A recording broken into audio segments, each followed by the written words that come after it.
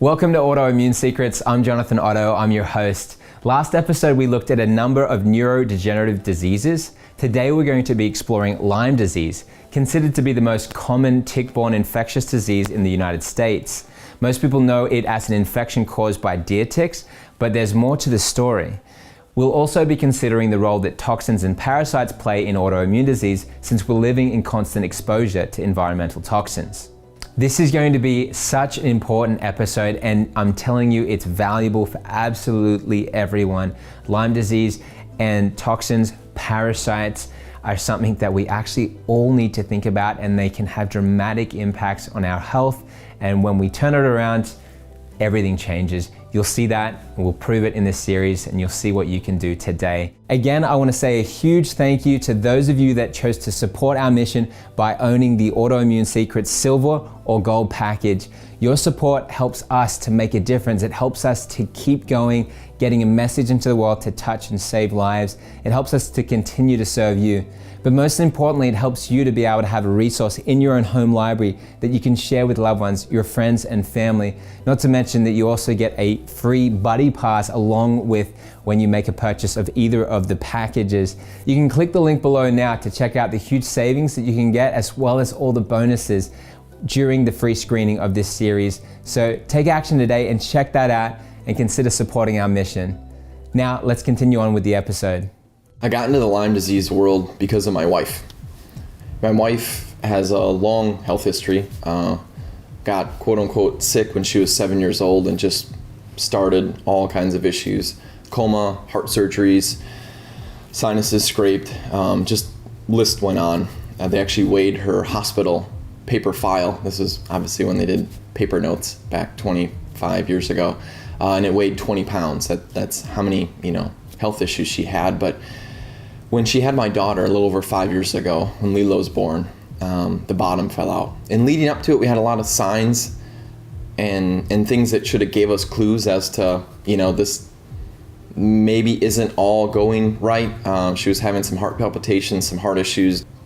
The most common symptoms I see, especially with clients I work with, bad sleep, bad energy, which those go hand in hand. If you don't sleep, your energy during the day is just, it's bad. Anxiety is up on the list, a lot of brain symptoms, brain fog, and I would also say pain too. And especially like the arthritis, moving around type pain. I've got shoulder pain today, and now next day it's my knee, and now it's my hip, and it just seems to move about. That definitely is pretty classic for Lyme disease type symptoms, but Lyme is tough to diagnose. It literally has over 150 different symptoms, 150. And so you can have such variety of presentations based on that. And Lyme's nothing new. There was an Iceman that they found, they estimate about 5,300 years ago. He was actually murdered and then frozen, and they actually found the Lyme disease bacteria in him. They named him Otzi, but the Borrelia burgdorferi bacteria they actually found in him. And technically for Lyme disease, it's a bacteria. The Borrelia burgdorferi is the bacteria, but there's Borrelia myomotai as well. So there's a couple different, strains that are quote unquote linked. But as far as the Borrelia species, there's over 300 across the globe. There's by itself in America, 100. So there's a lot of different actually strains of this bacteria.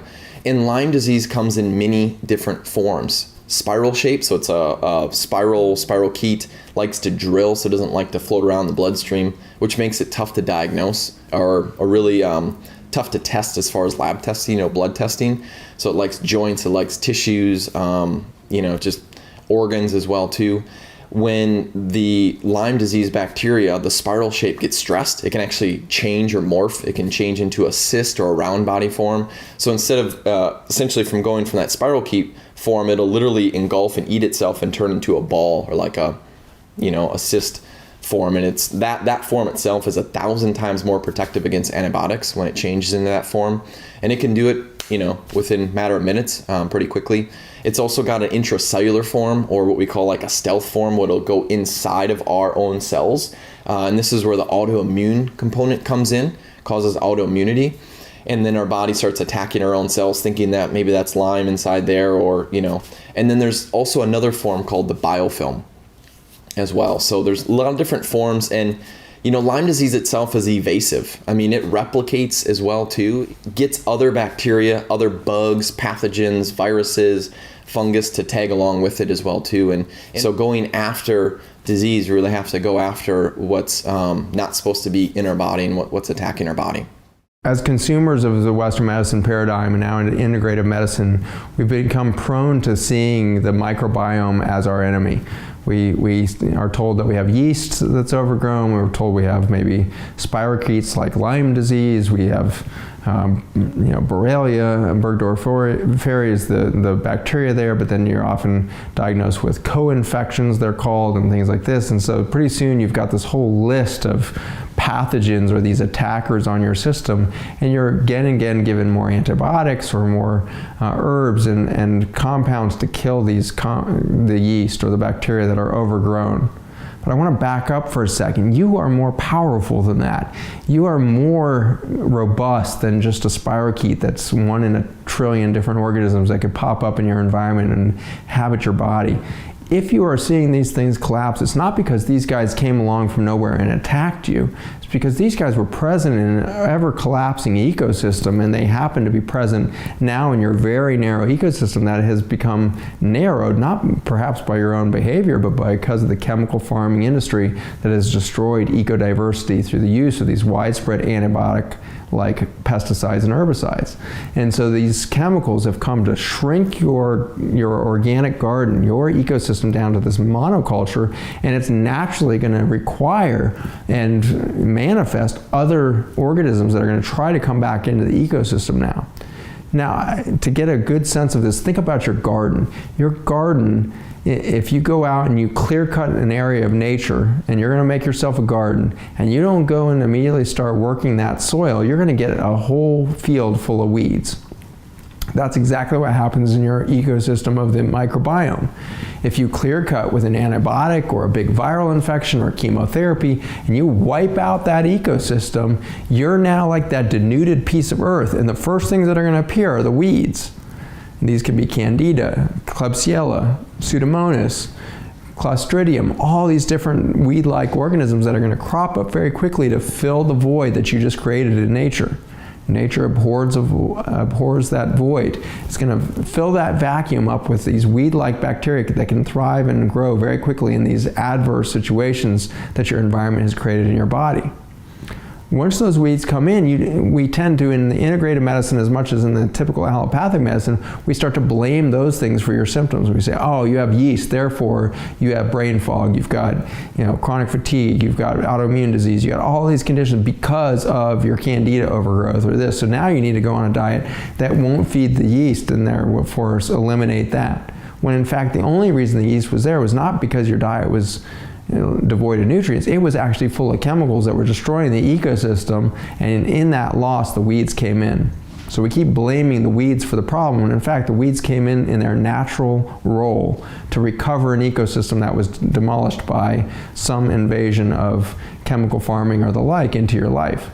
Doctors can play the same role. Antibiotic exposure is so ubiquitous now coming from doctors. 833 prescriptions for every 1,000 men, women, and children in the United States.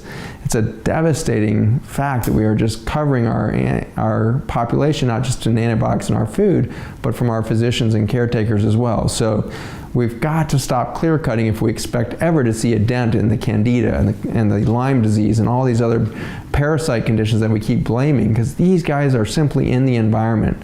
And they are the sole survivors, perhaps, of the eco damage that has been done around you and in you.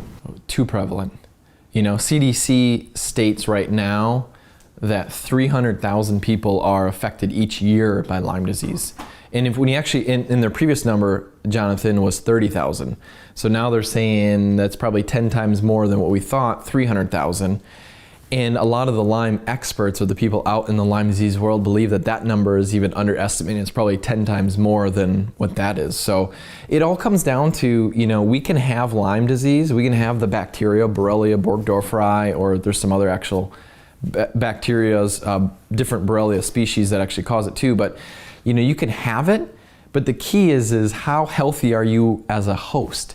If you're not well, you're going to exhibit symptoms and Lyme can thrive. But when you have a healthy body, no matter what bacteria, no matter what virus, no matter what parasite, your body should be able to fight it off to a good degree and not be affected.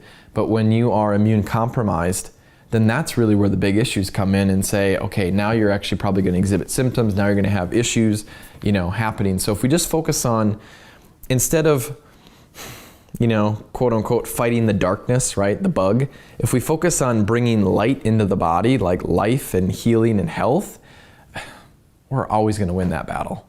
Lyme disease is a clinical diagnosis. So we're all trained in our society test, right? What test do I run? Do I run the Western blot? Do I run the ELISA? I would tell you both of those are worthless. Don't even waste your time. Too many false negatives, too many false positives. You might as well just do a coin flip. So if we go beyond the standard testing that's very inaccurate, now we get into, okay, there's IGeneX, there's Pharmacin Labs that does iSpot Lyme, there's DNA Connections. The favorite right now for me, testing-wise, if you want to run a test, is DNA Connections. They have a Lyme urine panel, but inevitably it's a clinical diagnosis. So clinically, if you have moving arthritis, you have arthritis pain that moves. Like one day it's a shoulder, the next day, oh, it's my knee, the next day it's back to my elbow or a different shoulder. Moving arthritis is classically a sign of Lyme disease. If you have costochondritis, where it's pain in your sternum, basically where the ribs meet the sternum and you press on here. If you press on here and you're like, because that hurts, that would be a sign, Lyme disease in my book. Right AC joint issues can be Lyme as well too, in case obviously you could physically injure that shoulder too, but if you have shoulder problems with no injury, that could be a sign of Lyme. But there's, Lyme is complex in the fact that there's over 150 different symptoms. It mimics a lot of things, which is why they call Lyme disease the great mimicker. It's similar to syphilis, where it's a spirochete, so then therefore it seems like it could be sexually transmitted as well, which gets a little controversial, but when you really understand how many people are affected by it, it definitely does make you think that it's spread more than just by a tick, that it is spread by multiple vectors, multiple things, for Lyme disease, but inevitably it's a clinical diagnosis. So when you're looking at clinical diagnosis, you're looking for two or more things. So if you run a lab test and it says yes, okay, great. But if you have symptoms or your exam comes up and shows, yeah, these definitely look like Lyme disease symptoms, when there's, multiple things that match up, then that's when I would really consider Lyme disease to be a piece of the puzzle. So Dr. J, how would you go about treating Lyme disease to get a positive result?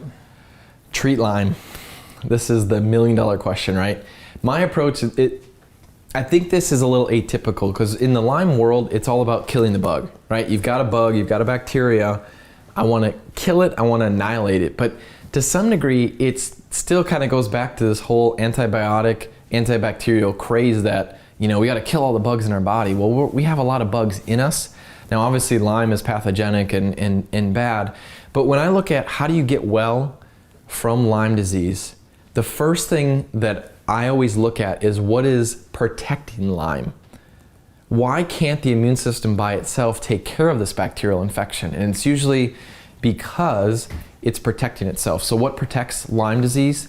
Heavy metal toxicity. So Lyme has multiple forms. It can be a spiral shape, a spirochete.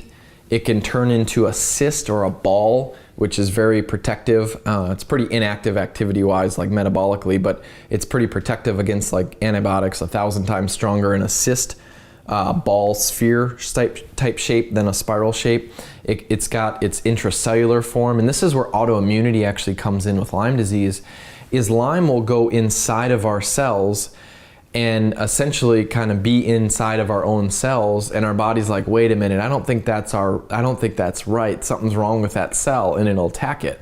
Well, when it starts attacking our own cell, maybe Lyme is inside of it, it starts attacking other cells. And the immune system starts trying to figure out what cells have Lyme in it and what doesn't, and it kind of goes haywire. So that's where autoimmunity specifically fits in with Lyme disease. But there's a fourth form that I would consider with Lyme disease, and it's biofilm. And biofilm, just think of it as the bug is producing snot or slime. And all this is doing is it's producing snot or slime. It's like a blanket where all kinds of different bugs, all the different forms of Lyme, all kinds of different bugs can live, and we've got this blanket over top. when we want to annihilate or we want to kill Lyme, it's hard to penetrate that wall or that blanket. So what we want to do is identify, okay, how can we actually start peeling that biofilm away to then get the bugs active so the immune system can take care of it. And when you actually look at the ingredients of biofilm, calcium, iron, magnesium, are some of the ingredients, copper, but two of the ingredients in there that get thrown in, and all biofilms are a little different, but two of the ingredients that can be included in this manufacturing of biofilm, mercury and lead. Very toxic heavy metals. Mercury has a very high affinity for the brain. Lead has a high affinity for some different organs, and it loves the bone. So, these heavy metals will basically protect Lyme. So if heavy metal toxicity is present and you're going after Lyme, the likelihood of healing from Lyme 100% and not touching the heavy metal toxicity or detoxifying heavy metals, it's very unlikely. So that's a shielding. The other shield that mentioned before too is Lyme lives inside parasites. So when somebody comes to me, or like one of my doctors, or helping somebody with Lyme disease, chronic Lyme disease, the first thing we do is not jump in to try to kill Lyme.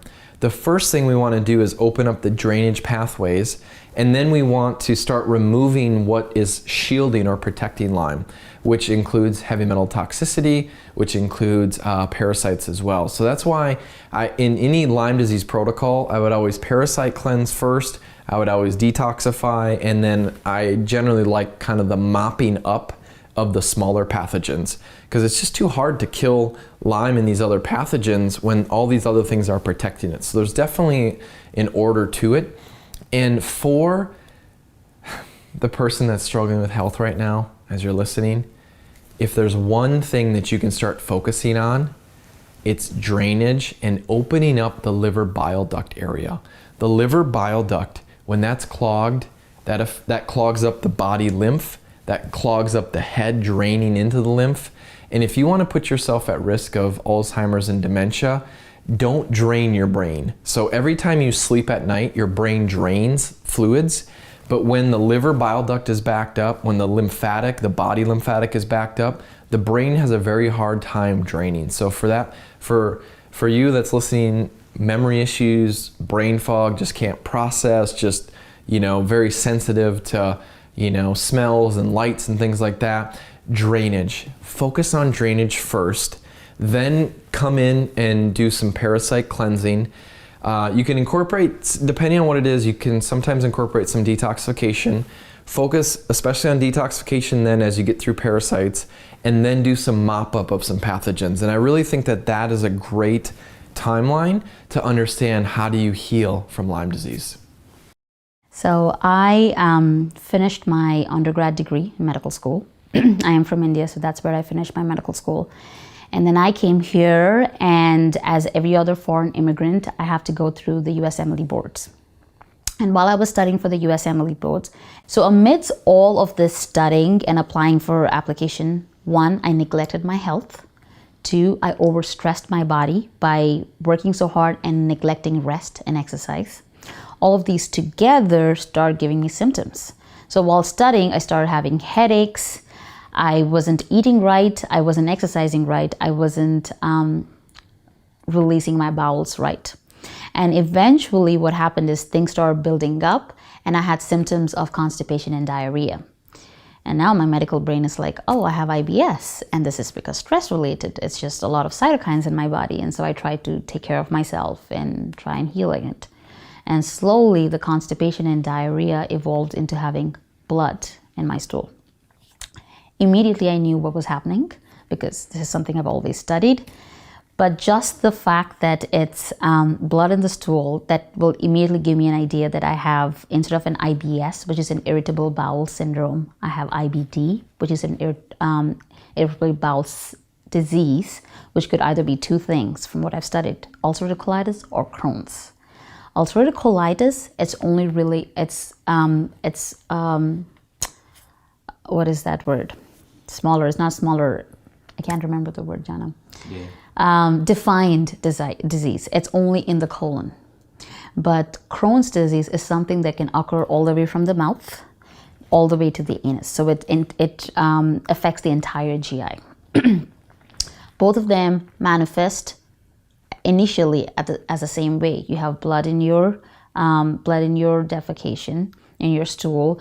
You have fatigue. You're tired. You're weak. You start having all of these symptoms of different people manifest differently. I had blood in my stool, and that immediately scared me. And I'm like, no, I'm not gonna call it autoimmune disease because I know the treatment for it. And the treatment for it is an immunosuppressant or a steroid, and I wasn't willing to go either of that route. So I started taking care of myself again, and I said, I'm not even doing this. The only way to diagnose you have either of these diseases is to do a colonoscopy, or if it is something that is upper GI, then you do an endoscopy. And I delayed this for 1.5 years without doing one and trying to heal myself. But it just got worse and worse. It went from 1 to 2 defecations a day. I had to run to the bathroom at least 10 to 15 times every single day. And and there were days where it was just blood instead of having any stool in it. There was so much pain, abdominal pain with it. There was a lot of cramping with it. I was losing blood, so I became anemic. I became fatigued now.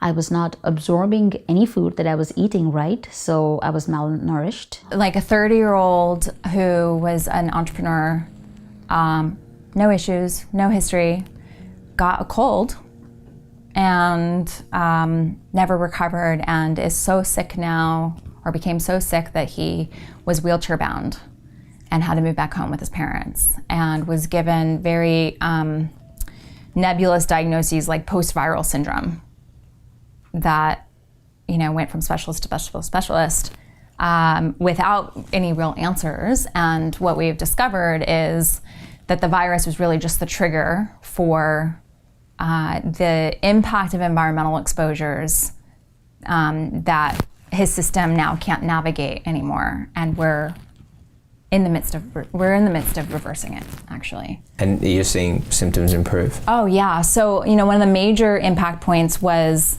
realizing that he actually had exposure to toxic mold in his apartment, that until he got the virus, his immune system was able to manage and not succumb to. And so he had maybe like little inklings of things, like he was a little bit more groggy in the morning and, some congestion and things like that, but wrote it off, gets this cold virus, ends up even, I think it, progressed to the point that he ended up on antibiotics at some point. And it was from that place that he never recovered. And in the discovery of, his story, he came in with actually a lot of data and had been to, I don't even know how many specialists at major academic centers. And even in the initial set of data, there were a couple small clues in some of his biomarkers that, to me, are just pieces of a pattern to confirm. I already had my hunch about like what it was that had his immune system so depleted that anytime he stood up, his heart started racing. He was so exhausted, and was not able to function on his own. And as we dug in further, what the hypotheses that I had to begin with were confirmed by all the other lab tests, and in retrospect, being able to trace back to like, actually there's black mold in my apartment, and that's was the underlying imbalance that made his entire system shut down after getting a viral trigger. Wow, that's incredible. And so his symptoms are improving. He's very much improving. Like what kinds of things are you seeing? Well, he's able to actually like go and get out of the house and not be in a wheelchair all the time. He's able to walk longer distances. He's going, he's still in recovery. But prior to that, he literally was bedbound pretty much. And he used a wheelchair just to make it to appointments, for example, because he couldn't stay up, couldn't stay upright very long. His heart would race, he'd get a little bit of chest pain and shortness of breath, and all of that's disappeared. And he's slowly like progressing through the process of getting his strength back and getting his life back. And in the meantime, Sounds like he's quickly progressing. He is. Well, he's only 30, right? And this happened in November. And quick progression. right. And I think I'm trying to remember when we started working together several months ago. And he was very aggressively, pursuing answers and running into all these dead ends, from so-called experts who almost thought nothing of, a 30-year-old bound to a wheelchair all of a sudden with no prior history and had no, answers or solutions for him. And you couldn't accept that? No, I mean, that's just crazy. Why would you? No real diagnosis. I mean, what's post-viral syndrome? What's this, all these things that we call syndromes in conventional medicine are a way of trying to label something that really means like, we don't know, right? It's this constellation of symptoms and we call it this syndrome. So whereas I was always looking for like, okay, I knew that the virus was unlikely to be the main cause for his ongoing symptoms, but I recognized it as a trigger for other things, and that's where the excavation work was coming into play. I was to say, look, where was the the foundation rocky that you were managing until this happened? Interesting. Now this is looking for root causes and accurately defining cause and effect. Right. Whereas someone would look, okay, he had a cold, now he's in a wheelchair, so this is because of the cold, right, which is an incorrect cause and effect. That's right. It's a misidentified cause and effect. And so then it's like, well, but then the logical brain will say, that's not what happens after people get a cold, unless there's some strange anomaly that happens in the universe where this is the only person I've ever heard of that has this happen after a common cold. Well, except for the fact that we see that now more and more as a trigger because people's foundations are so much more vulnerable. Yeah. But instead of it actually being, identified as like, oh, the common cold viruses are causing this, what they're not looking at is what's all the impact leading up to that. That we can actually change. Like we can actually change that impact. So my focus is to really help people minimize the toxins, and a couple of the big ones that are so widespread are antibacterial products. Those that have triclosan, triclocarbons, and other chemicals that are registered pesticides, to steer away from pesticide-ridden, genetically modified foods, especially grains that are conventionally harvested through a process called desiccation, which they essentially flood the field right before harvest with Roundup. And we don't realize what we're doing at this point. We don't even realize the long-term effects of this constant exposure to toxin. And also we know that if we choose the right plant-based whole foods, we get phytochemicals and nutrients. These are natural chemicals that the body gets from plants that helps to detoxify all of these harmful conditions that we're exposed to, whether it be toxins and smog or foods or plastics. There's xenoestrogens, there's pesticides. So all of these things have to be detoxified. There's been classic experiments done where people have been given high quantities of fibrous foods, and they increase the amount of bowel movements every day up to 4 a day, and they have larger, softer stools. And all this fiber attaches to bile acids, which are sometimes forming deoxycholic acid, which can cause colon cancer. So as it pulls all these harmful chemicals out of the body, it reduces the exposure during the period of time that a person is at risk. You lost your parents kind of before their time, in a sense, right? Yeah, they were both pretty young. My dad was in his 50s, my mom was in her 60s. They both died of cancer, which is why I've been so committed to changing this whole pattern of disease in my family for my kids. I grew up now, this is my hypothesis, this is not scientifically proven, but I grew up in New Hampshire in an apple orchard, and when I was a teenager, I was paying attention to what was going on in our neighborhood. Now I lived on a short street, but every single woman on our street, 30s or over, had breast cancer. Every single one, including my mother. And we had a very well-known surgeon that lived probably 3/4 of a mile away. And when my mom was diagnosed, he was the one who did her mastectomy. He did her surgery. And I said to him, I said, "Do you drink your water?" And he said, "No." And he said, "I don't let my family cook with it. I don't drink it. They don't drink it." And I said, "Why? What is your reasoning?" Because I was putting this together in the back of my mind. And he said, "We live in this apple orchard where they've been spraying for years and years and years and years and years." And he said, "Where do all those pesticides go? They go down into the water table." And we all had wells. And he said, "There's no way that those pesticides aren't getting into the water." And so he said, "My family cooks with bottled water." And so I started doing my own research, and I started learning about water. I started learning about the hormones in the meat that we eat, the bovine growth hormones. Like, I just started doing a lot of research myself and learning about I was talking to my mom's oncologist, and he said, "You're now in the highest risk group for breast cancer." And so he said, because my mom got it before she went through menopause, so he said, "You're going to have to be very proactive about your health." And he said, "Don't eat meat with hormones in it. Don't smoke." Like, he started, and he said, "I do think these things have an impact." If you have an autoimmune disease, you might know that cutting red meat from the diet is often one of the first pieces of advice out there. Do a Google search on red meat and autoimmunity and you'll find this notion is almost at every click. But how often do you think about other toxins? As an attempt to combat autoimmune disease, many patients are resorting to medications that mask symptoms triggered by toxins and introduce more pharmaceutical toxins. Hiding symptoms rather than trying to get to the root cause of the disease only prolongs suffering in the long run.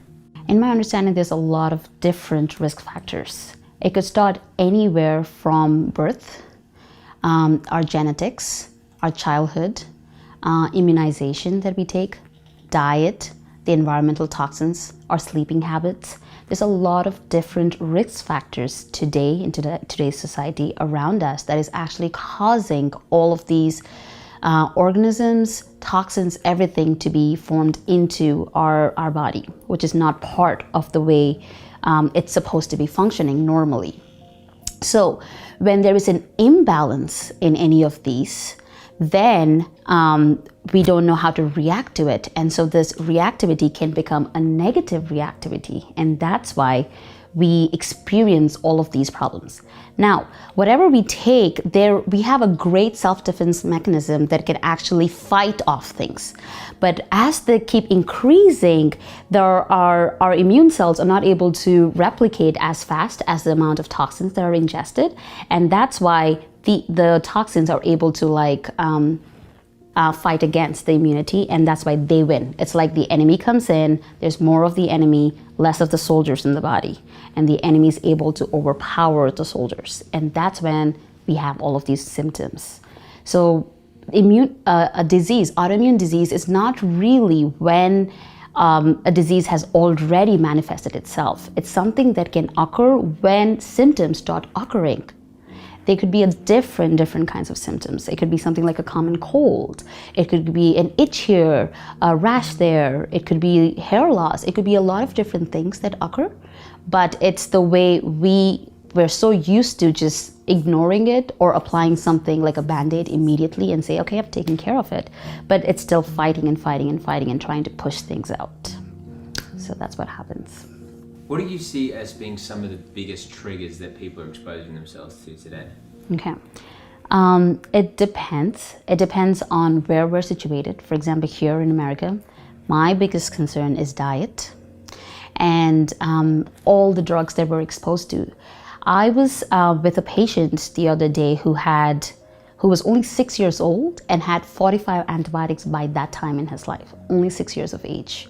So one, you're just giving all of these different medications externally to a child where immune system is not fully developed yet. And we're just suppressing and suppressing and suppressing the mechanisms that are able to fight off infections. Then it can cause the body to be like, okay, I'm suppressed. There's nothing else I can do. So something small triggers it and then it becomes a big thing. So that's one thing. It could be all the different drugs that we're exposed to. Second thing is diet. Look at the diet of a child nowadays. It's McDonald's and Burger King, or I'm not saying anything against fast food, but it's the same diet that we're eating that's fully processed. So one, we're not eating something straight from the tree or straight from the environment. We're like taking it out and processing it through 10 different machines and then ingesting in our body. And how are we supposed to be able to break it down in the right way that we are created to do it? And so when things like this happen, it's just a lot of triggers that just happen. The environment, the perfumes we use, the lotions we use, the beds we sleep in that are full of all of this plastic, all of these different toxins. So it's just not like one thing, it's like one thing after another thing that just builds up and piles onto this mountain of things that we're not able to resist. So those are some triggers that I think are causing it. Stephanie, I know that you're really interested when it comes to toxicity and finding out what are some of the, being somebody that had toxic issues yourself that caused some of these great challenges.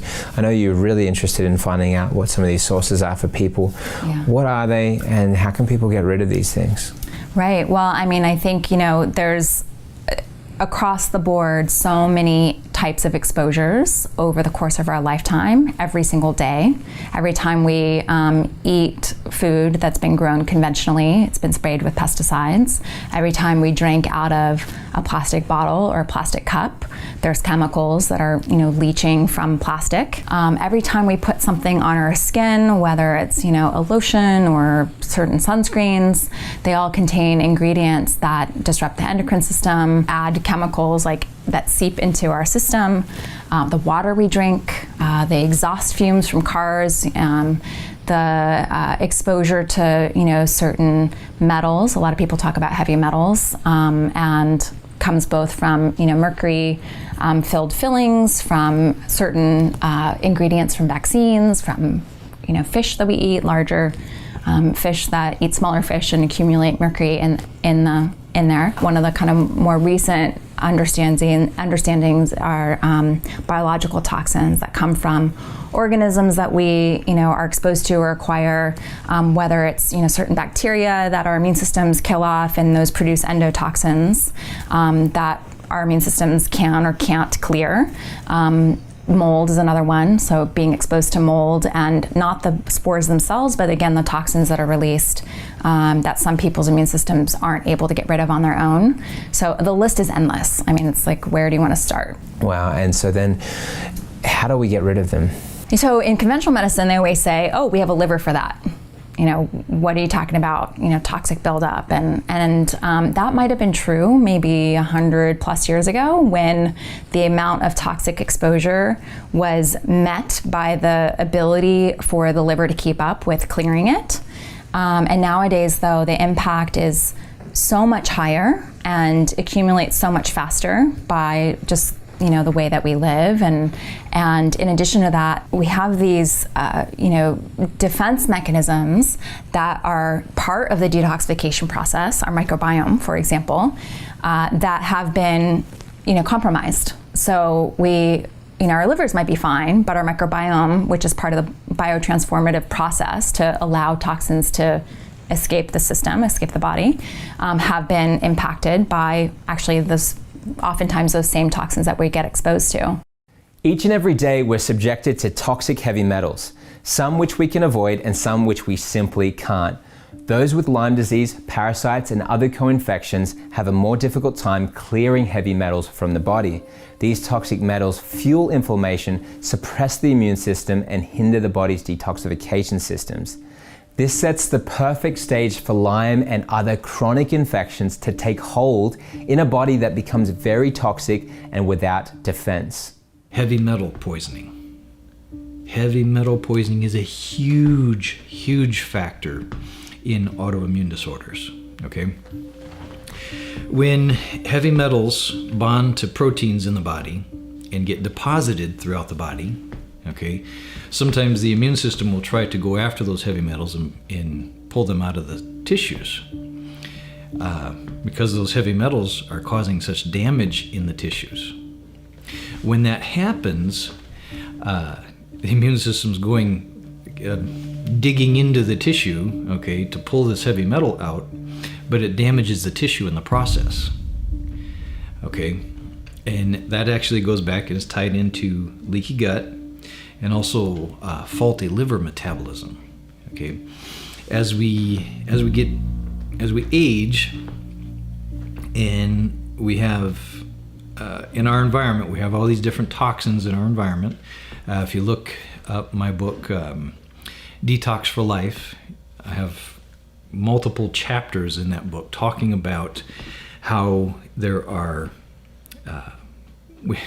we just are being bombarded by toxins in our environment, and if we don't do something to eliminate or cleanse our liver of toxins on a regular basis, our liver goes from being a filter to a garbage can. Okay? How that happens is as toxins accumulate in the liver and the liver hasn't been enabled to eliminate these toxins, we haven't done things to flush the liver out, to cleanse the liver itself, or provided the liver with the nutrients it needs in order to eliminate toxins, we end up with fat deposits in our liver. Okay, so the filtration cells in our liver get converted to fat deposits, and those fat deposits become storage bins. All right, so instead of the liver filtering toxins out of the body, those fat cells become storage bins, and the liver becomes a garbage can instead of a filter. And we call that fatty liver disease. Okay, and you have non-alcoholic fatty liver disease, you have alcoholic fatty liver disease, and then you have it's drug-induced fatty liver disease also. We also find, I've worked with a lot of miners and people that are also working in manufacturing where they're exposed to lots of heavy metals that have fatty liver disease because of heavy metal poisoning. One area that not a lot of people look at to find sources is parts of your environment you've been exposed to that may have been incorporated into your body or that may be coming into your body as we speak. That's environmental toxins. And when I say environmental toxins, I mean chemicals and toxic metals like lead and mercury and cadmium. And most of us think we live a healthy lifestyle, but believe it or not, every moment of every day, we're being inundated by chemicals that our liver and kidney have to process, just like the medicines we take, just like the food we eat. They have to be filtered through and gotten rid of. Well, if too much is coming in, you can't actually get rid of them, and your body tries to find places to stick those chemicals and those metals so they won't do too much damage. Why is your immune system not working so well? Toxins are a piece of the puzzle. You know, nutritional fortification is another piece of the puzzle. So if you're not having the right nutrients to help you fight the battle, that's a piece of the puzzle. But I love toxins. They're reversible. You can learn to avoid them. In your current environment, you can learn to get them out of your body once they've gotten trapped inside in your fat cells and in your other vital organs. Okay, so certain things that you can use to actually heal the body from within is to clean up or stimulate or modulate our immune system in a way that it doesn't react instantly to something. It's just like anger management. When you're treating somebody with anger management, you don't tell them to not get angry, you'll ask them to control it. You'll teach them ways on how to control it. You will give them ideas, tips on how to take care of it in the same way. You don't just tell the body to stop talking. You know, if you just ask somebody to stop talking, this will just build and build and build, and it will burst. In the same way, you're just modulating it. And when you modulate something, it will take its time, it will heal slowly, and it will manifest itself slowly as well. Our body is one thing, right? Let's look at it as a whole. Rheumatoid arthritis is something about the joints. Crohn's or ulcerative colitis, something about the gut. Alzheimer's dementia, which is now also being thought about as is a hypothesis that it is an autoimmune disease. It's brain related, but everything is part of one human body. And to treat the human body, you can't just treat one part of the body. You'll have to treat the whole body. But to treat the whole body, you'll have to start treating somewhere. What is the most common route of exposing the body to an external trigger? What is the most common route? Diet. I think it's diet. It's where we're directly ingesting something. Yes, we're inhaling something. Can we stop ourselves from breathing? That's not something that we could do easily, but we could actually not stop, but at least control what we put in our mouth so it's digested and absorbed differently. Just like different organs are in the body, all work together, each organ has different layers around itself, and each one, like whatever we eat, has to be absorbed through this layer and go to different parts of the organs to function properly. So if you can first change somebody's diet or control somebody's diet, and in any term, like we say, appetite, when we can control somebody's appetite, we can control somebody's hunger, change it slowly. You don't have to do a drastic change. Okay, here is this food. This is all you're able to eat. And now I want you to stop eating all of that and I want to give you just this one thing. The body's scared. It doesn't know what to do. It's like, this is a foreign, it'll start fighting against it. So it's a slow tweak of putting things back into balance. The symptoms of an autoimmune disease can often mimic the symptoms of adrenal fatigue. The two conditions are related, and it's important to note that the differences between the two, the similarities, and how both can exist in a susceptible body. I was just sprawled on the floor, crying, because I was sick. I didn't get into residency. I know I'm gonna cry. I sprawled on my floor and cried because there was nothing I could do about it. And I was like, Lord, why me? Like, you've given me so much in life. You've given me wonderful parents, a great family, a smart mind, somebody who can work hard. And I was able to do all of this and achieve all of this in life. And here I am without a career, without good health, and just sitting at home at this age after achieving so much in my life, but not able to accomplish anything. And it was very, very hard. It was very, very hard. And there were a lot of friends of mine and physicians that were able to help me. My church pastor, my close friends. There was like only a handful of people I shared this with, and they were like, take strength in the Lord, and that's what I was doing. But I needed medical help, and I had a very good friend who was a gastroenterologist who went to my church, and I do Sabbath school with him, I preach, I do all kinds of things with him, but I was not able to share and open up and tell him, I need help. My gastrointestinal system is dying. And I couldn't tell it to my parents too, because I was ashamed. When I sit down with people to find out what they can do to improve things, I look to see, what are they doing? So a really easy way for you to know how good your nutritional status might be would be to look to see what you've done in the last 24 hours. Because like sometimes I'll ask patients what they ate, what they ate for breakfast this morning, dinner last night. I've had patients where I'll say, hey, you had roast beef last night, you had a bagel this morning, and you had grilled cheese for lunch yesterday. One thing that I've noticed is that you don't have any fruits or vegetables. There's nothing that was raw in here. And they'll say, well, I love salad, and people think that just because they love something or that it's in the fridge, like they have a big thing of salad in the fridge, that means that they're healthy. The thing is that you need to be doing these things every day. You need to be practicing these principles every meal. In our country, and I think just in general, it's a human tendency, we think in terms of the law of averages. And so if my food, like I might cheat here, even people who are health coaches and, people who are in the health alternative health field, they'll say, well, you know, I give myself a cheat day. I'll cheat on an unhealthy snack one day out of the week. You know, I give myself that. And I'm not arguing with what anybody does or how they want to think about it, because whatever works for you is good. Anything that helps you get to the next level, and if it's working for you, I'm very happy with that.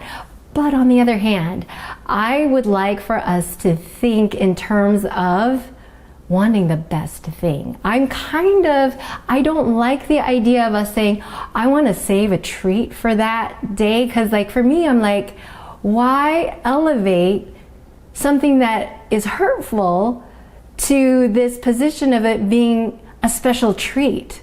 You know, that's psychologically, it doesn't make sense to me. So I feel like if we were to identify, you know, the foods that are harmful and say, you know, that's poison, and I really don't want that in my system. I mean, like, what would you do if you're healthful every single day, and then one day out of the month you decide, I'm going to do cocaine?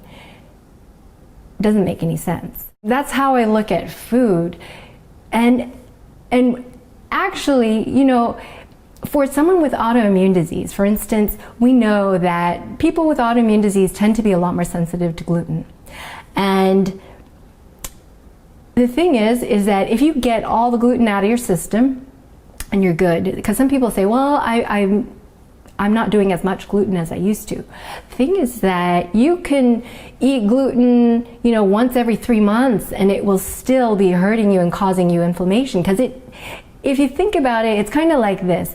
If I were to come along and break your arm, and then say, okay, Joyce, you know, I'm going to take you through therapy. Let's go to the physical therapist and get you all better, and we'll do, you know, rehab for you, and we'll get you better. And so I don't know how long it takes to recover from a broken bone. Maybe it's like a month or two. And then they say, okay, all done, you're all better now. Okay, let's break it again. And that's what we keep doing every time, you know, we say, okay, I'm going to have a treat day. If you're not very sick, so if you have really great genes and you're not bothered by anything, yeah, maybe like you can afford to do that. And I'm not saying that, you know, you cannot, because people can do whatever they want to do. But the reality of it is that every single meal, every single thing that you do impacts you. And I like to tell people this, it's that each meal is a time, it's an opportunity for you to heal. So you can either use it as your opportunity to heal, or you can hurt yourself even more. You know, I don't know if I sound kind of negative. I hope not, because I hope it sounds like a positive thing, that we would look at food from the perspective of not just like the emotions that we have of how, you know, my mom used to cook, or you know, these types of things, but maybe you can have new traditions, new recipes, new things that you like, and your taste buds will get used to some of these things, and you will consider treats for your system, things that are actually going to bring you healing.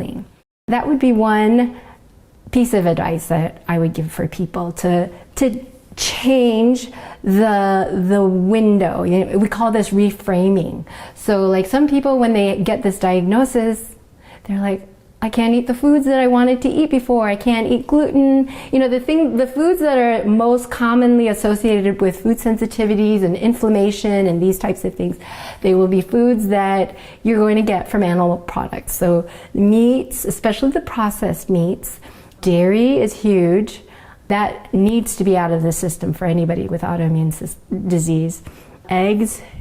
And I know that a lot of people, especially I moved to the Northwest, and so, you know, people want to eat their eggs from their chickens that they have in their own homes, and I love that idea too, but it's been associated with inflammation. And so when you're trying to heal, you want to get that out of your system. So the animal products, definitely. And then even the plant foods, there are foods that are going to be associated with more inflammation than others, and that would include the nightshades, like potatoes and eggplants and peppers and these things that I really, really love. I I could not believe that I couldn't eat potatoes. And, you know, there were times, I have to admit, that I would try to get it back into my diet and I would feel it. And then the fourth trigger, infection.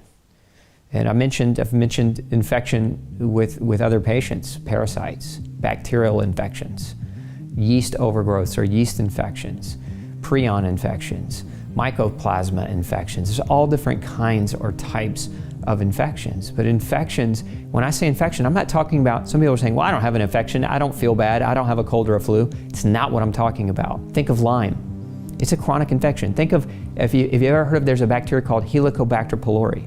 It won a Nobel Prize for its discovery. It was discovered that this type of chronic infection causes acid reflux, heartburn, and gastric erosions. So, you know, one of my favorite longtime stories is a young woman named Jessica. Jessica came to see me, and she was really struggling. She was actually accused of being an anorexic. Her doctors were accusing her of, you know, forcing vomiting and because she couldn't put weight on. And she was wasting away. And so when they brought her in, like, I was the first doctor that even believed that she wasn't anorexic. I loved her story because that was the backdrop to it, is that she had gone to several experts, several specialists.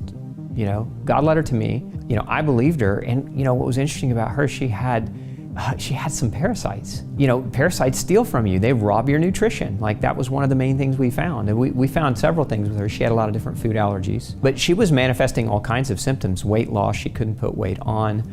She was having joint pains, her hair was falling out. I mean, there were a lot of things going on. I don't think anybody could have really said, hey, let's pinpoint it to this one condition. But she had multiple autoimmune processes going on in her body. So, I mean, if you're struggling with kind of a chronic autoimmune, you know, array, if you will, pay attention, because in this case, she had parasites. That was one of the big factors. She was gluten sensitive, she had parasites, she was malnourished, and the parasites were eating her food. Now, in her case, what's interesting is, you know, we used some natural botanicals to try to knock them out. Didn't work, right? It just didn't work. And this is one of those areas where melding of medicine and natural medicine can work. Like, we ended up sending her to a doctor in New York, and he, you know, his history is very interesting. He actually worked in third world countries for years studying parasites. So he actually, we sent her up to New York to visit with him, and it actually ended up taking a pharmaceutical agent in this case to actually eradicate the parasite. Once we got the parasite under control, and we got the diet under control, and we got her well nourished, look, she's acting, she's singing, she's capable of doing, you know, great things in the world, all because I believed that she wasn't anorexic, all because I didn't accuse her, right, of being a liar when she was in my office asking for my help, right? And that to me is a travesty. Like, we can joke about it today, but like, she visited how many doctors and was called a liar by how many doctors when it was her intent to go to them to get help? What kind of world are we living in where somebody comes and asks for your help and you say, you're a liar and I don't believe that you really need my help, you know, when you're a doctor? If you think parasites only lead to gut disturbances, such as an upset stomach and diarrhea, then think again. Problems that happen in your stomach don't stay in your stomach. Parasites may cause autoimmune disease in two ways. First, the inflammation caused by intestinal infection can cause an increase in the permeability of the small intestine, known in colloquial terms as leaky gut. Second, over 2/3 of your body's immune system is located in the wall of the small intestine. The immune cells, called lymphocytes, leave the intestine and travel all over your body. When activated by a parasitic infection, they can carry the inflammatory message to your joints, your skin, your eyes, and your lungs. Parasite cleanse. I always like the herbal route. There are anti-parasitic drugs and things like that, but I feel like there's just so many natural tools that are available. And I had done parasite cleanses before, and I'm like, I've never seen anything. I must not have parasites. And a couple years ago, when I actually took some mimosa pudica seed, organic mimosa pudica seed, just literally a few days later, I had a couple 20-inch worms. Like, I went to wipe and they were hanging out of me. They were dead, but I took some toilet paper and pulled them out. And then for the next month and a half, I just had piles come out, and my brain just started, I'm like, what? I have worms? If I have them, relatively healthy guy, who else does? Immediately, and this is maybe a benefit of my personality, but immediately started implementing it with clients, and I'm like, we have to parasite cleanse, I think this is a big missing link. And sure enough, piles just started coming out. So I think as long as we can do something that's effective, you'll see what comes out. And take this with a grain of salt that only about 30% of parasites you can actually see with the naked eye. But and there's about 134 different species of parasites, so the list is quite big and you won't see them all. But when you see stuff come out, it's like, who needs a lab test? Who needs any other confirmation than you see the stuff come out of you? So I recommend everybody doing parasite cleansing. I love Mimosa pudica seed. I love that. That works really well. I also love ingredients like neem, N-E-E-M, clove.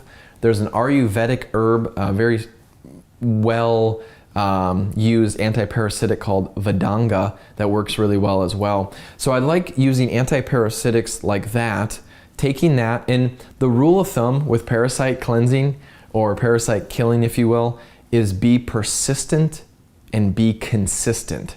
So when I first did that, I was like, oh my gosh, I got a slew out, like I'm not seeing any more worms, and I just stopped. And then some symptoms came back and I'm like, maybe it's some more parasites. A month and a half later, I started taking the stuff again and piles came out. And I'm like, oh, I got them all, good, done. And then all of a sudden symptoms came back. A month and a half later, I did it again and I got more out. And I was like, wait a minute, I'm missing something here. And what I realized is that parasites generally have a life cycle where they'll reproduce every 2 weeks. So when you're taking stuff, and whether you see stuff or not, I like to recommend to be persistent and be consistent, because you just don't know when they're gonna hatch. Now, potentially full moons and new moons are more active times, especially full moons, but it's not a guarantee. So I like being persistent and consistent with those ingredients. Now, there are ingredients like black walnut or the tansy, wormwood, maybe where you don't want to take those for super long periods, so you can cycle on and off those. But like clove, neem, vedanga, mimosa pudica seed, like be consistent and persistent with that. But here's the key. So anytime that you start killing parasites or you start attempting to, you're gonna have two things that happen. Parasites give off byproducts when you start killing them, or when they start getting stressed, because they want you to stop. So they're gonna produce ammonia, they're gonna produce aldehyde, they're gonna stir up, they're gonna change your thought process, they're gonna stir your gut up, and they want you to stop. And this is again where the persistent and consistent comes in.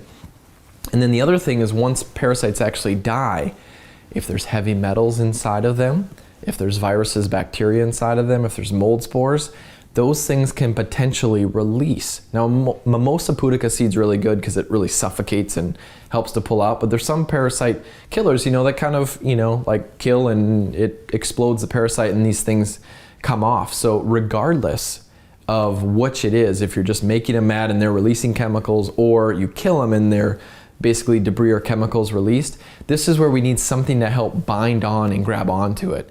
And ammonia is a really big issue if people have muscle soreness, brain foggy, if you drink alkaline water and you're like, I just don't do well with it. Ammonia, big parasite issue. If you've had a moldy house or a moldy building before, you definitely want to be taking something to bind onto it. And science has really come along in the natural world so far that there's things like bioactive carbons that not only bind onto these toxins in the gut, but now they've been able to be modified where they actually go systemic throughout the body, and you can take them with or without food. So it's really exciting where we're at right now, functional medicine wise. But parasite cleanse and then take some binders with it to help mop that up, and it should be really a good, successful protocol for you. I like to use the term eat whole foods, mostly plants. That's where I would go. So we are created again to eat something straight off the trees or straight off the ground, or when those are not available, to kill animals and eat them.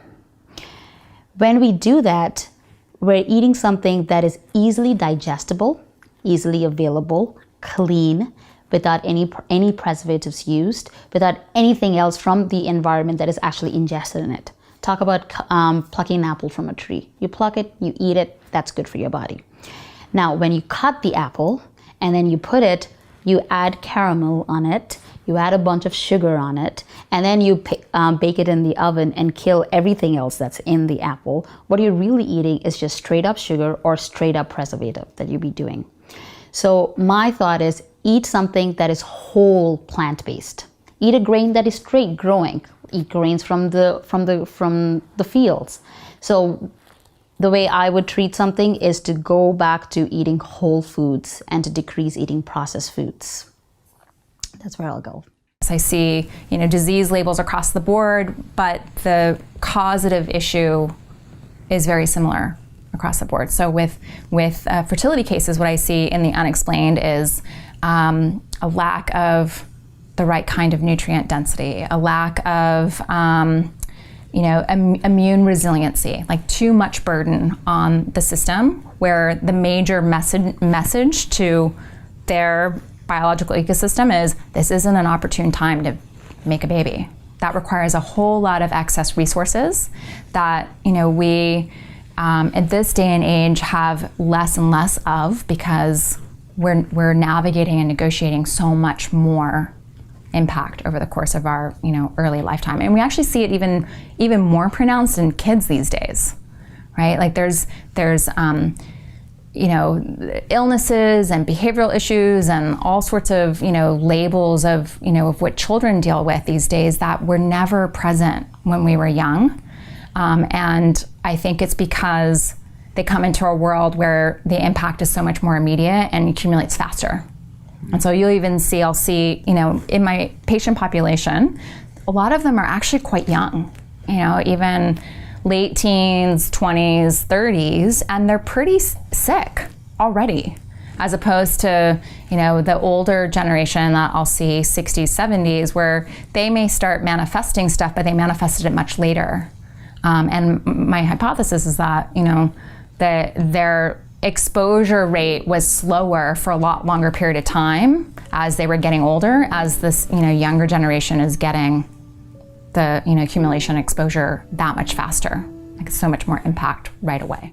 So as we start to think about this need for recovery of the ecosystem, I want you to think about where your food is coming from.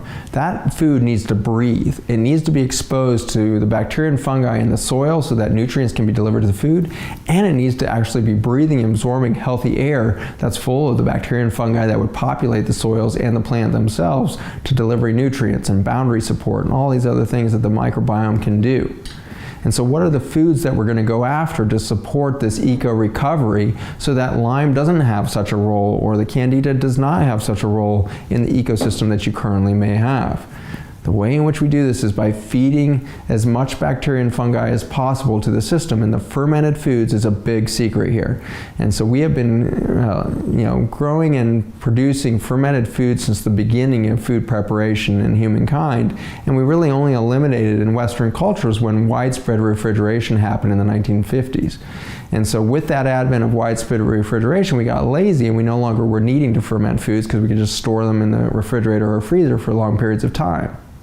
Well, in that moment, in that technological leap, we lost ecosystem in our nutrition. We stopped the fermented foods, which in a historic fashion were all wild ferments, which meant that you let the food and the saltwater brine that it's made in breathe. You let it breathe the bacteria, the fungi, the yeast that come in from the air around your environment to populate the saltwater brine and start to digest the vegetable matter that's in there and turn it into sauerkraut or sour Reuben or the kvass or any of these wonderful fermented foods. And so we were breathing our food with that would then prepare the food for our gut with not only a great probiotic kind of diversity coming from that wild fermentation process, but already digesting the food into nutrient-rich sources, broken down micronutrients that have been made bioavailable now for your immune system to thrive with and everything else. So think fermented foods back in your daily life. It doesn't take much. A tablespoon or two of a fermented food with each meal is a paradigm shift for your ecosystem. There's animals that have been studied with the parasites in them and what the parasites have led them to do. The particular one with little ants. What was that one? Yeah, so there's a book called Your Brain on Parasites. You can find it on Amazon. It's got like a black cover. And one of the research things that they went through in that was that they found that there was actually a parasite that went into ants, that went into their brain and then manipulated their behavior. So an ant during the day would do its normal routine, but instead of going to bed at night, the ant would go out to the grass, prop itself up on a blade of grass, and the reason that it would do this is that the target organ or the target organism of that parasite was a sheep or a lamb. So it wanted to get a sheep or a lamb to be eating grass to then get that parasite in. But here's the thing, so if the ant went out to the grass and the sheep or lamb didn't eat the grass, the blade of grass, instead of staying out there and getting fried by the sun, the ant went back to its daily routine during the day and the next night did the exact same thing. And I know that's a little far stretching animal or insect basically, but it also shows how parasites, right? It basically means one that sits at another's table, robbing nutrients and stealing vitamins and things from you. But it shows how it can actually manipulate our behavior. It can actually change our thought process. So parasites are really big. And one controversial thing I want to mention here is you'll see some research out there about somebody swallowing like a pork parasite and then it fixes ulcerative colitis or Crohn's. It's like it's a whipworm. Now whipworms actually don't reproduce into humans. And as soon as people see that study, they're like, wait a minute, parasites are good. We don't want to kill them. It's like, this parasite is not designed actually to reproduce in us or replicate. So when somebody swallows it, what it does is it distracts the immune system, the autoimmunity of attacking its own gut, and it goes after this organism that doesn't replicate, and then the symptoms dwindle. So this is a little farther stretch in, like the holistic treatment, but I view that as you're still dealing with the symptom. You're trying to distract the immune system, but you're still not digging at the cause. So don't be confused by the research where it's like parasites are good. They can help minimize autoimmune reactions and symptoms, especially in really severe ulcerative colitis cases or Crohn's. But that doesn't mean that the solution is to ingest parasites.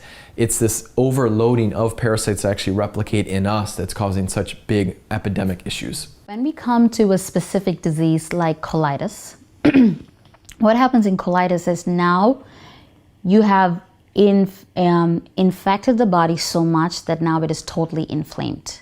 When it is totally inflamed, whatever we're eating is not, one, being absorbed properly, or two, being digested properly. Because our skin barrier now has been broken, and that's where the term leaky gut syndrome comes in. Two, we don't have the regular or the commensal bacteria that helps break down the food particles in our body. Now we have pathogenic bacteria entering our body, because once you have all of this inflammation, once you have all of this break of the barrier, then you have different bacteria in your body. So the term dysbiosis comes from it. So here now you have to think about the word dysbiosis, different kind of bacteria mixed in the same thing. Two, you're talking about breakage of barriers. So leaky gut syndrome, small intestinal bacterial overgrowth, all of these things happen. And third, you have inflammation. So because something is inflamed, it's not working the right way.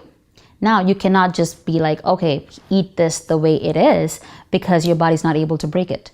So now you'll have to help the individual eat food that's already broken down for them, at the same time help repair everything that is broken down.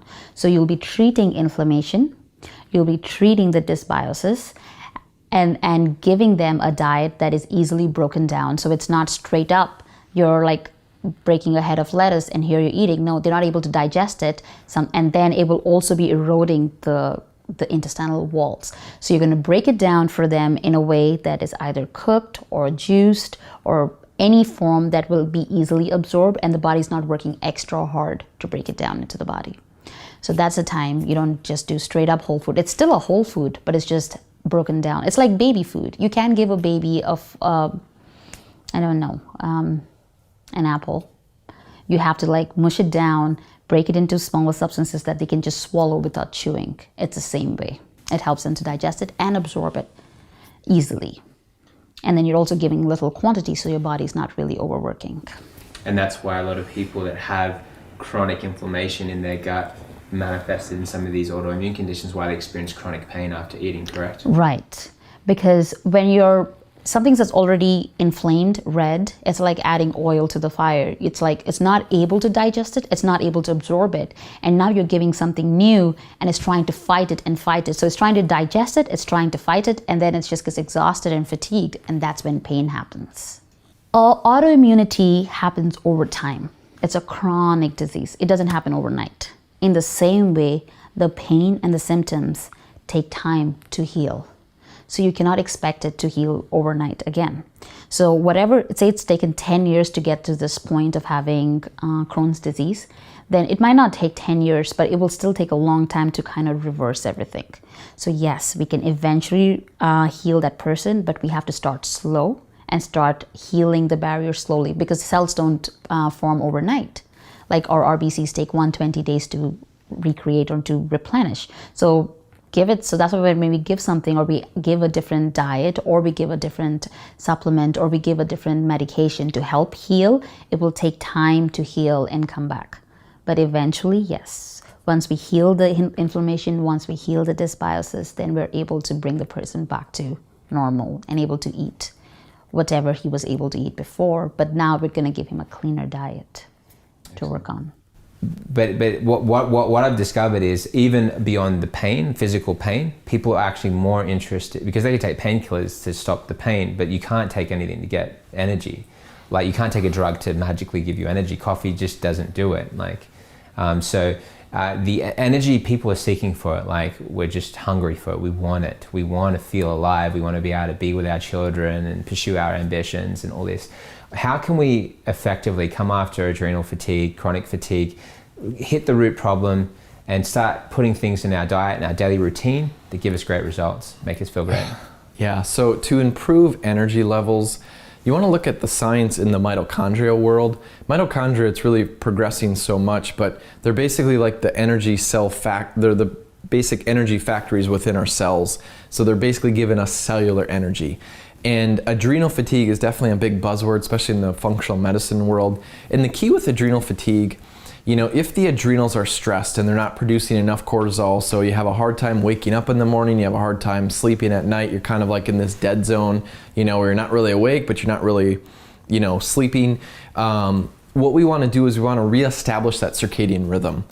You can give some life to the adrenals. You know, there's adaptogenic herbs that no matter if the adrenals are over-functioning or under-functioning, the word adaptogenic means that it'll bring it back into normal. There's things like ashwagandha and rhodiola and these other different adaptogenic herbs that are a safe place to start. As far as energy for the adrenals, there's other things like licorice root extract that help to, you know, typically boost up cortisol and kind of extend the half-life of it. The concern of that is blood pressure. But usually when somebody has high blood pressure is the concern. So when somebody has adrenal fatigue, usually their blood pressure is actually too low. So licorice root can actually help with that. You can actually just take like a desiccated, you know, like an adrenal glandular as well too. But inevitably, all of those things are still treating the symptom of the adrenal. And the question I love to bring into this is like, well, what's stressing the adrenals out in the first place? And it can be a pathogen, it can be a toxicity.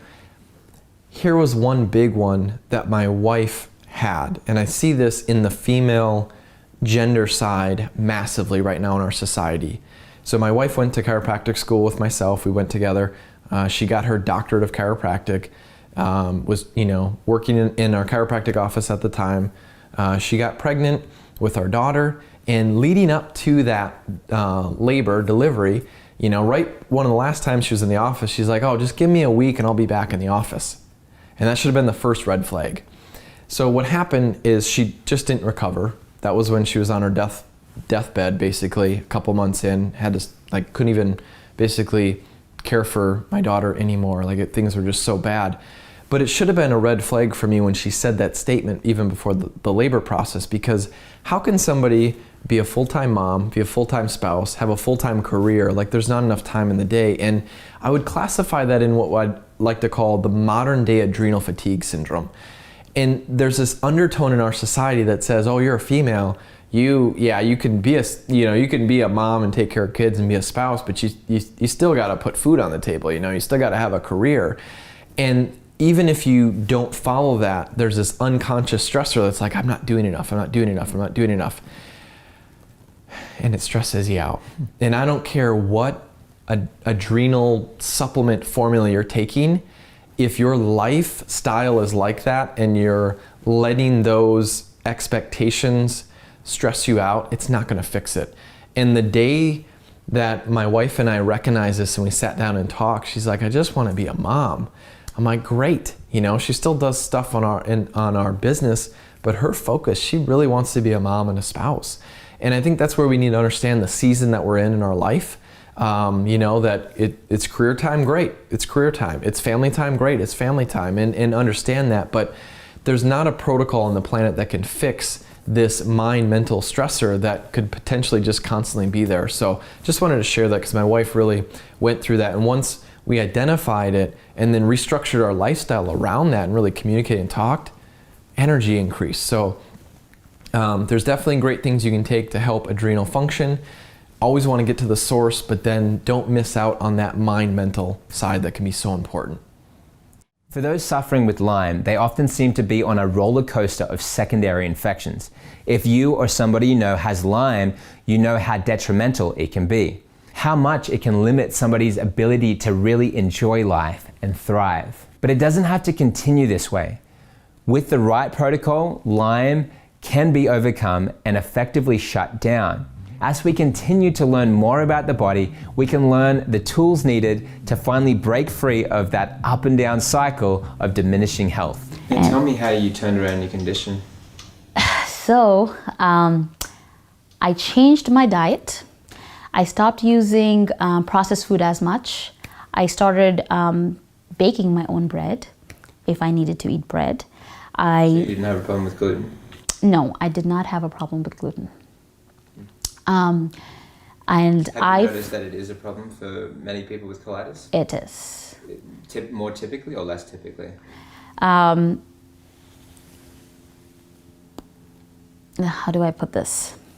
There are different diseases that manifest differently, and the root cause of a lot of different things is dysbiosis and also celiac disease.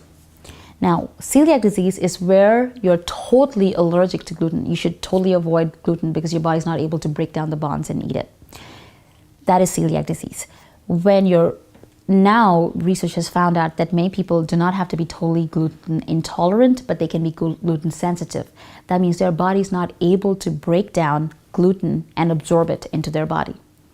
And so I have tried putting myself on gluten totally, and then noticing if there's any differences, and I didn't. But I do not eat gluten as much. The only gluten I would eat is when I make myself a whole wheat chapati or roti, which is an Indian tortilla. But I stopped eating bread. But that's where gluten can come from. And it's not the gluten by itself. It's the toxins that the toxins that the chemicals in gluten that actually hold on to and break down in our body. That's what actually affects it. So those are in our intestines. There is a barrier, and when that barrier is broken down, it could be broken down by different things, and gluten is one of the things that can break it down and cause leaky gut syndrome. And when that happens, it actually prevents our food to be absorbed in the right way, because now instead of breaking down into particles that can be absorbed in our body, the huge particle is actually just going through junctions that are broken, like our skin becomes this way, and it's just flowing through different parts of our skin. So gluten has been found to be one of those causes. Another cause is dairy. So these are the two things that we have noticed that will cause worsen and inflammation in the body, or specifically in the gut. I ate more healthier and cleaner food, so I ate more whole foods. And now, slowly, from eating mashed food and cooked food and all, I was slowly able to eat all my raw food again. I started ingesting all kinds of salads and tomatoes and lettuces and kale and everything again, and I was fine. 2 years later, I went and repeated my colonoscopy, and it was clean. There was no inflammation, there was no ulcer, there was nothing. And my physician was like, are you sure you were diagnosed with ulcerative colitis? And I'm like, yes, I was diagnosed with ulcerative colitis. Pull up my previous record and you can see it's ulcers in my rectum. And he's like, it's not Crohn's. I said, no, it wasn't Crohn's, it was ulcerative colitis. And he's like, how did you do this? And I explained that. Now, in addition, in this 6 months, I joined medical school. Naturopathic medical school. When I joined naturopathic medical school, I learned other supplements that we can use. I started using anti-inflammatory herbs. I started using curcumin. I started using boswellia, which is frankincense. I started using herbs that I know that would heal the inflammation I have in my body anywhere. I learned herbs that would restore, so adaptogens that would actually help modulate your immune system and will help with different hormone balance in your body. So I started taking those supplements. I started taking vitamin C. I started eating fruits and vegetables that had high vitamins and minerals or nutrient dense food. And slowly now, 3-4 years later, I still have had no symptoms by God's grace. Have you been enjoying the series so far? Has it been a gift or a blessing in your life? Do you know somebody that you feel would need to see this information, that it would help them dramatically, that it could help to change or even save their life? There's a special opportunity right now to take a special saving on the Autoimmune Secrets package. In this package, you'll be able to get access to the full-length expert interviews. You'll also be able to see the bonus episodes. You'll get access to the question and answer videos in response to your questions, and many other things, including the ability, the opportunity to connect directly with the experts in this series on our live calls that are all a part of the package. So I just want to invite you to make the decision today to own this resource, because it will help you. It'll be a blessing in your home library. You'll be able to share it with your loved ones, and it will help to touch your life and the lives of those that you love. And it will also help to support our mission to continue spreading this message across the world, to share resources for free to help save lives, to not have to go through what I call autoimmune hell. That does not have to happen when you have access to the tools, and our mission is to share these resources. So please support us in that mission so we can continue as we continue to support amazing charities that help to touch and save lives across the world, especially in countries and in communities where they have very little and are struggling to stay alive. So that's our commitment to the world, to others, and it's our commitment to you. So go ahead and take action today to own this powerful resource that will change your life.